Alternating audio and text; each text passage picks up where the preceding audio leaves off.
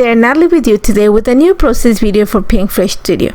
And today I'm going to show you a fun layout that comes together actually quite easily using the Noteworthy collection. And you're going to see that I'm down to quite a little bit of the collection left. I've used it a lot, especially when it comes to the paper. I've used quite a bit of the paper of this collection. So I'm going to take advantage of the bits and pieces that I have, and I'm going to use the essential classic edgers die set to create big strips of scallop edges for my layout. So I'm going to start by with this light blue paper, and it's the one that has the cut apart, and that's all I have left of the paper. So I'm going to take advantage of that bottom strip to cut one of the edges. And you're going to see that I'm going to keep them as 12 inches wide, but the heights are going to vary. This is the thinnest one, but I'm going to say around 3.5 to 4 inches of each one of the paper strips. So all I'm doing is just trimming it to keep it kind of straight, and then I'm going to use the edger, in this case starting on the left edge of the paper, and I'm going to cut continuous scallops, which is what this die is going to cut, just to create that little movement on the bottom edge.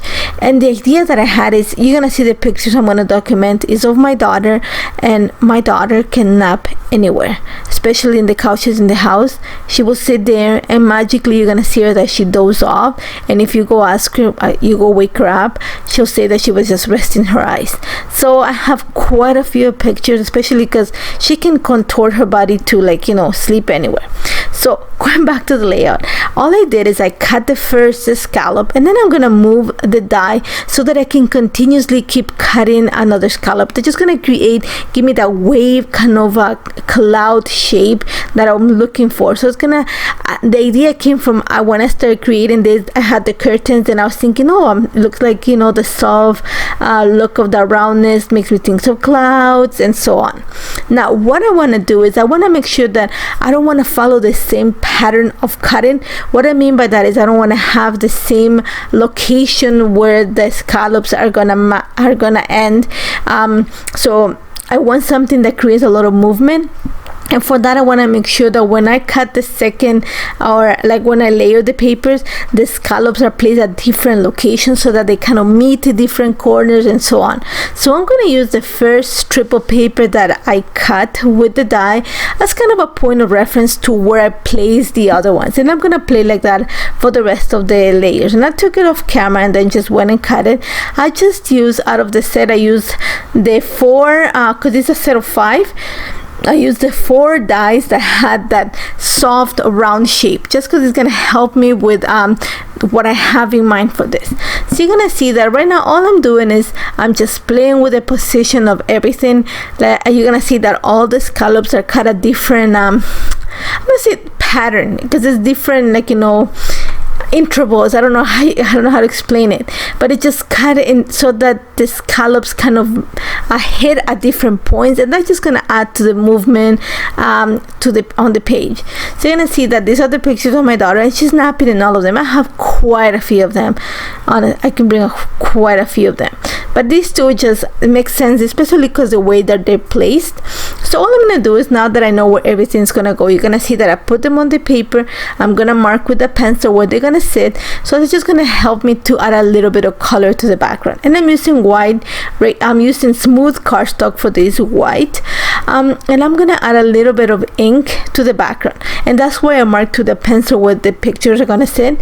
And I'm using sky blue ink just because it does the tone of the blue paper, but it has more of a little bit of a gray tinge. So I'm gonna add a little bit of gray ink too, but just very, very little. So all I'm doing is using an ink blending brush. I'm actually gonna go in a circular motion on top of the ink pad. I'm gonna kind of collect some ink that way, and then you're gonna see that I'm kind of blotting the brush on a piece of paper. That's just gonna prevent from having that big smudge of the ink when I hit the paper. And then I'm lightly gonna go in a circular motion on the paper just to stretch the color, and it's gonna be a really light application. I don't want something that's gonna clash. I just want to add a little bit of color to the background just to break a little bit of the whiteness of the background one, and the second one just because I want the pictures that I'm going to put on top of it to pop. So that light application of blue is just going to make everything else stand out, and also it's going to bring some of that blue and that paper strip onto the page. And that's about it. This sets quite fast, so I was able to continue working. So now that I have everything ready in a way, I'm gonna go ahead and start working the layers. And all I'm doing right now is just adding some glue behind them just to keep them in place. Again, I'm gonna try to mix the patterns, and that's the beauty of working with a collection, that the guessing game of, like, you know, playing with pattern paper has already been done for you, so everything combines nicely. All I'm trying to do is try to get a pattern something more solid, a pattern something more solid, just so that all the colors combine, and also you can see all the designs. Now that I am happy what that looks like, I'm gonna go ahead and glue it onto the page. And I chose not to stitch it just because I have quite a bit of paper. But what I'm gonna do is I'm actually gonna softly ruffle the edges of the scallops, especially of the top 3 paper strips, because I know those are gonna be above the picture, so I can kind of add some movement onto the page, also some dimension, just by slowly ruffling the edges, the scallop edges. And after that, that's all it's gonna take. All I'm gonna do right now is just go off camera and just cut the excess paper that I have at the top of the layout. And also I'm gonna back the pictures, and I want to back them just to make them stand out a little bit more from the background.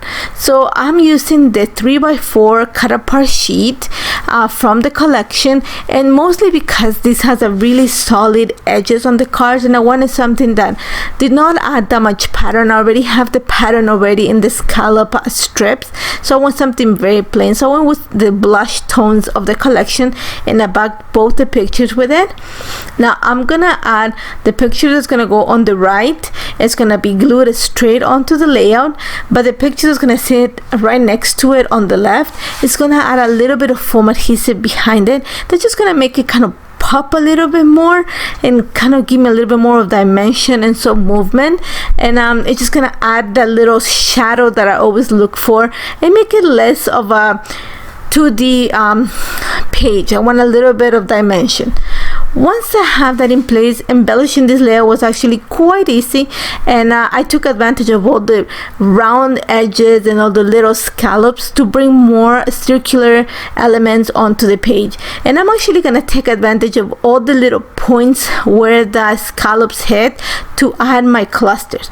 Starting with the yellow, and I really love that little yellow, I'm gonna call it like a button, like a big button I found in the ephemera pack that said Secret of Everyday Magic, and it just perfect plays with the yellow. And I'm gonna add the little bird that is kind of that peachy tone, kind of blush right there, and I'm gonna actually kind of repeat the same cluster all over the page. So it's gonna be a circle element with a little flower or something.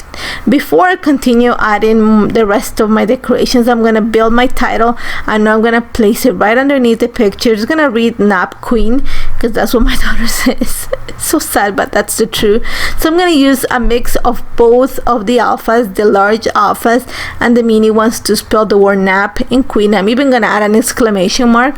In my Lanzo journal, I'm gonna go right underneath the title. And then you're gonna see that, like I said, I'm gonna repeat some of the circular element. So I'm gonna bring these are the cardstock stickers, and I'm gonna add one right above the title, with the like right on the bottom right corner of the picture, right above the title. And then I'm gonna bring that snapshots circle that's also from the cardstock ephemera, from the cardstock sticker, sorry. And I'm just gonna bring some of the blue that I have on the background and on that paper strip onto the top of the page. Again, like I said, I'm gonna add some sort of flower to each one of the little circular elements, just because I have that bird already in the first cluster that I created. After that, you're gonna see that I'm gonna add a few more pieces of ephemera. These are from the cardstock stickers, and I'm gonna add one of the things that I'm gonna add is actually enamel dots, and I don't have that many. I love enamel dots on layouts, so I've used quite a few of them, but I want to make sure that I play with the colors of the enamel dots in this case, just to make sure that I have all the colors of the collection in every single one of the little clusters. So in the yellow one, I'm not gonna add yellow enamel dots because I already have the yellow, so I'm gonna bring some of the blue and some of the purple and so on. I find that it was I needed to balance the bottom cluster, the one on the right, so I'm gonna bring that wooden button. It's just gonna make it a little bit heavier so it balances out. What you don't see in the camera is that I'm actually gonna add a little rainbow on that cluster, just so it makes kind of ties up the sides at the bottom of the pictures, and that's about it. I love how this turned out. It took me 45 minutes to put together, which is a plus. It always is fun when a layout comes out really nice. It flows nicely in a small amount of time, and I love how this turned out. As always, if you have any questions, do not hesitate to contact me. Make sure you check the blog because you can see more details and also links to everything that I use. Remember that, like I said, you can ask any questions. Thank you so much for joining me, and don't forget to subscribe to the channel. There's always lots of content being added by the design team.